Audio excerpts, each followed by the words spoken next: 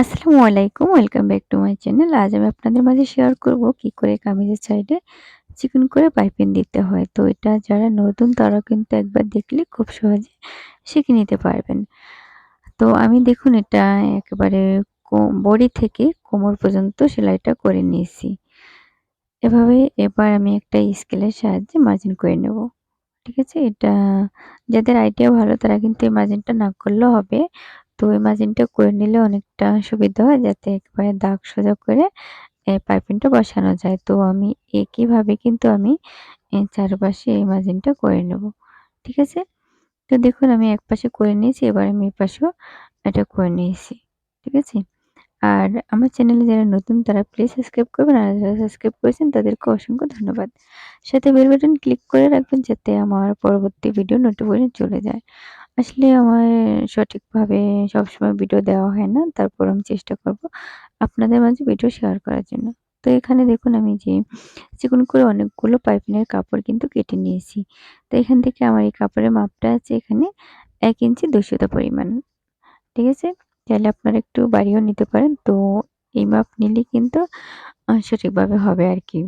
তো দেখুন এটা আমি যে একটু কাপড় বাড়তি রেখে একেবারে চিকন করে সেলাইটা করে নিয়েছি। আপনারা যদি চান তাহলে কিন্তু যদি একটু চওড়া করে দেন তাহলেও কিন্তু হবে। তো আমি এটা কিন্তু একেবারে চিকন করে এই পাইপিংটা করব। তার জন্য আমি এভাবে সেলাইটা করে নিয়েছি। ঠিক আছে? তো দেখুন আমি এই যে এক পাশ থেকে এটা সেলাই করে নিয়েছি। এভাবে কিন্তু আমি আরেক পাশেও এটা সেলাই করে নেব। ঠিক আছে?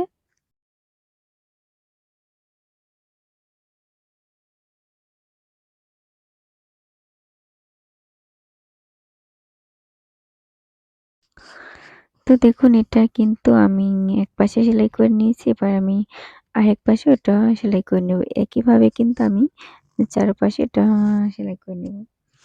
যাতে আমার পাইপিংটা ঠিকঠাক মতো বসে আরকি।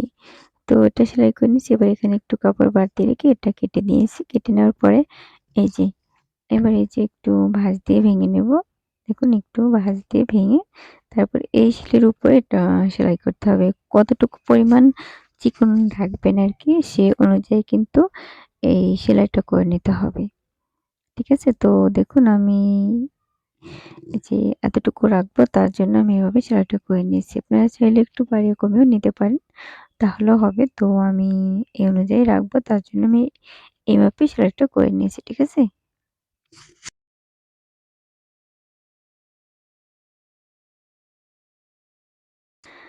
এই সেলাইটা কিন্তু আমি একেবারে এই যে কোমর পর্যন্তই করে নেব।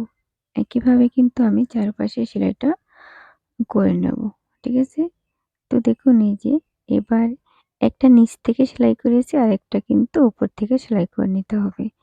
তাহলেই কিন্তু পাইপিংটা খুব সুন্দর করে বসে থাকবে। ঠিক আছে? তো দেখুন এভাবে করেই কিন্তু আমি মানে সবগুলো সেলাই করে নেব।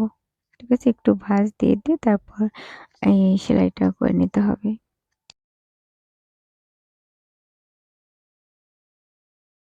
তো দেখুন এই যে এভাবে করে কিন্তু আমি চারপাশে সেলাইটা করে নিয়েছি। এবার একটু নখ দিয়ে ঘষে নিয়েছি।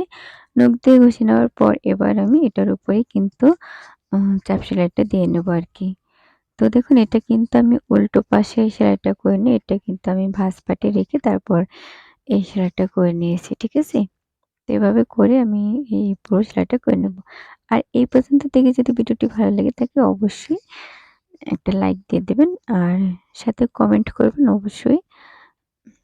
আর কোন ধরনের ভিডিও চান অবশ্যই কমেন্টে জানিয়ে দিবেন। হয়তো ভালো বোঝাতে পারি না। তারপরও অনেকদিন মানে ভিডিওতে আসা হয় না। তার জন্য সঠিক করে মানে বোঝাতে পারছি না। তো দোয়া করবেন যাতে আমি নিয়মিত ভিডিওতে আসতে পারি। আসলে উম আমি ভালো এডিটও করতে পারি না। তাছাড়া এতদিন আমার ছেলে এডিট করে দিয়েছে। এখন ও বাসায় নেই। তার জন্য আমাকেই করতে হচ্ছে আরকি। আমি নিজে কষ্ট করে কোনরকম শিখেছি। যদি কোন জায়গায় কোন অসুবিধা হয় অবশ্যই আপনারা বলে দেবেন। ঠিক আছে? আমি শিখে নেব বাকিটা আরকি।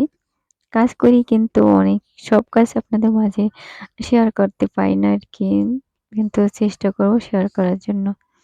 তো দেখুন এবার আমি যে অপর সাইডে কিন্তু এটা আ সেলাই করে নিয়েছি। ঠিক আছে?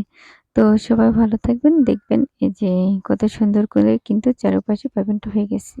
তো পরবর্তী ভিডিওতে কথা হবে। আল্লাহ হাফেজ।